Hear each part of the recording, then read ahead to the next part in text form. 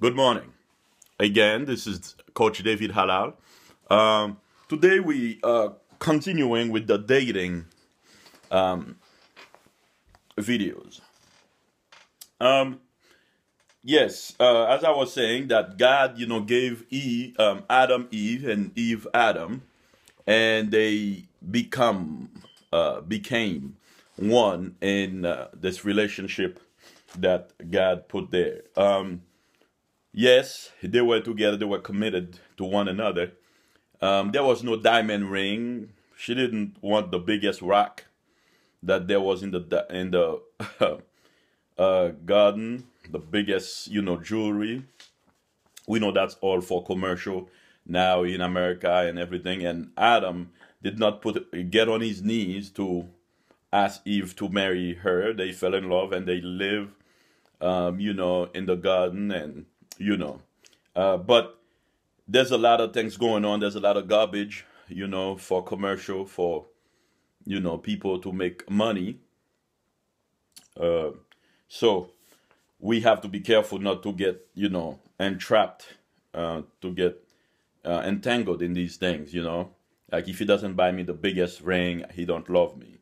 Well, what if he can't afford the biggest ring? Do you want him to be paying for the ring or get a house or get your furniture, get some nice things in the house, or go on some nice vacation? Some people are so entangled in this ring thing, they want thousands and thousands. Some guys are buying thousands, $500,000, $50,000 ring. I'm talking about normal guys like myself, not wealthy, buying $50,000 ring, $10,000 ring, $5,000 ring, and then a year later, less than a year later, 2 years later, they get a divorce.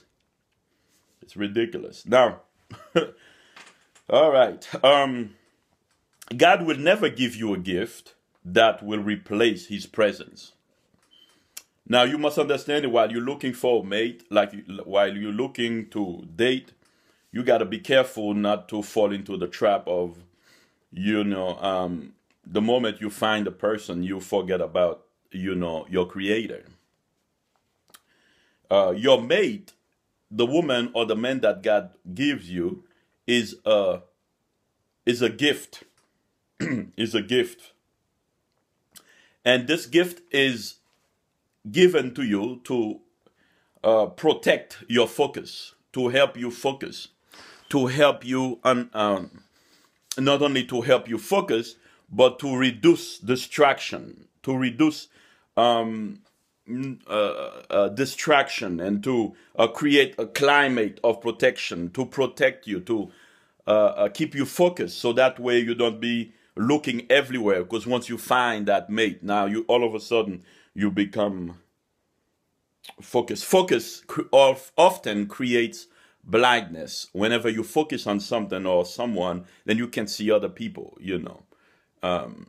But God gives you that gift so you can, be protected, so you can focus, and so you don't go out there and get, sick and get diseases and be distracted, from your goals.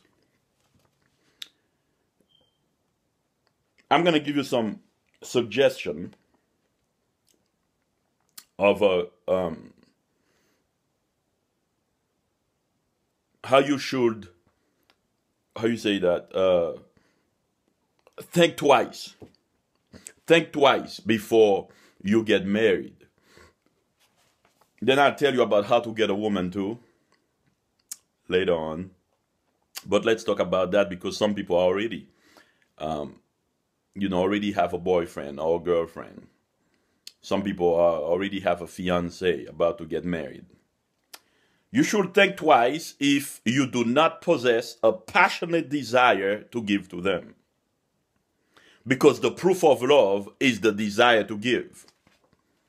You understand? If you don't have a passionate desire to give to them, you got to think twice. There is something wrong, because those you love, you want to give. God so loved the world that he did what? Gave his only begotten son. He gave his son. Whoever you love, you will have a desire to give to them. Think twice if they do not possess a passionate desire to give to you. And I'm not talking about money and expensive stuff. But if you have a mate and she does not, or he does not like to give to you, there is something wrong, because love give. Don't tell me she said she loves you and you buy her, I don't know, little things here and there, but she never brings you anything. And she said, well, I don't have any money. Well, even if she don't have money, she can give you her time. She can give you kind words. She can give you a listening ear, flexibility, You always have something to give when you're a giver. And if she or he does not give you anything, then you need to think twice. And even the willingness to be corrected, the willingness to be, to spend time with you, or say, let's go here, let's go there, just for 5 minutes, because I don't have time, but I'm busy, but let's spend some time here together. That shows that the person loves you. If they don't give to you, they might say they love you, or they might have a crush on you, but they really don't love you that much. And so you should think twice. Think twice if your personal achievements has not created excitement in them. If you created, or if you have a personal achievement, something you just accomplished, and you tell your mate, and she does not get excited, or he does not get excited, you need to think twice. Because when good things happen to you, your mate should be the first one that you want to tell. And if they don't get excited and they get jealous, there's a good chance they don't love you. Think twice if they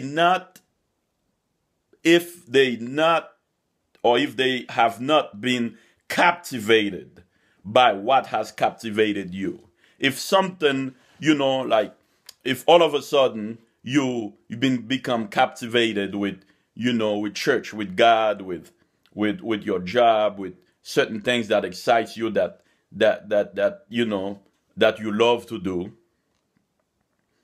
and you see that they are not captivated by the same thing, you need to think twice, because that might mean you have different goals.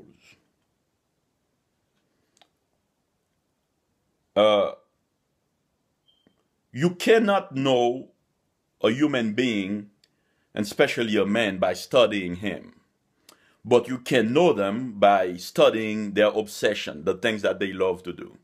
If they love to do something, then that's what you study. Don't study them, but study their actions and the things that they are,